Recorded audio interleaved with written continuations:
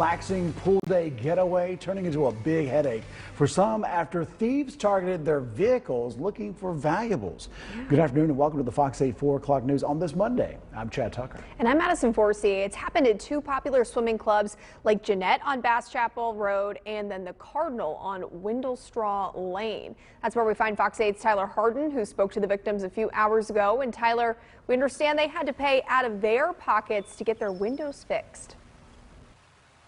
Madison, hundreds of dollars after someone came up to their window, smashed it, and then grabbed what they saw inside. Now, it happened on the same day, just minutes apart here at the Cardinal Swim Club. And the victims here in this, they tell me that they want to share a warning of people to lock their doors and keep their valuables out of sight wherever they may be. Surveillance cameras captured someone breaking into Sandra Davis's SUV at the Lake Jeanette Tennis and Swim Club around 3:30 in the afternoon on June 4th. He was in and out within 30 seconds, so pulled in next to us, broke the window, had my purse, and was out of the parking lot. Sandra says although her purse was in plain sight, it was empty and the doors were locked. It's a little unsettling when it happens in the broad daylight, 200 feet from where we're sitting.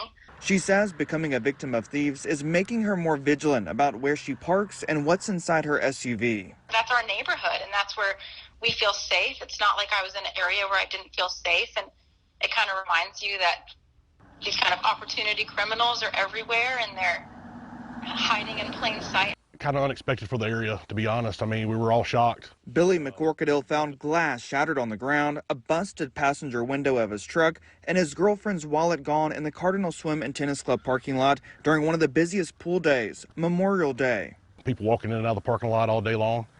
Really surprised nobody saw a thing, though.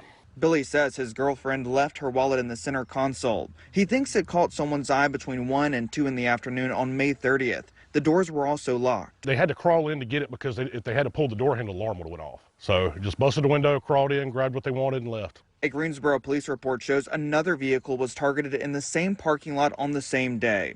Billy says his girlfriend canceled the cards and didn't have cash. Ultimately got away with nothing. He says his truck was parked out of surveillance camera view. Now he has a message for the criminals involved. I rode down the street and I see now hiring signs everywhere. Go get a job instead of taking somebody else's stuff.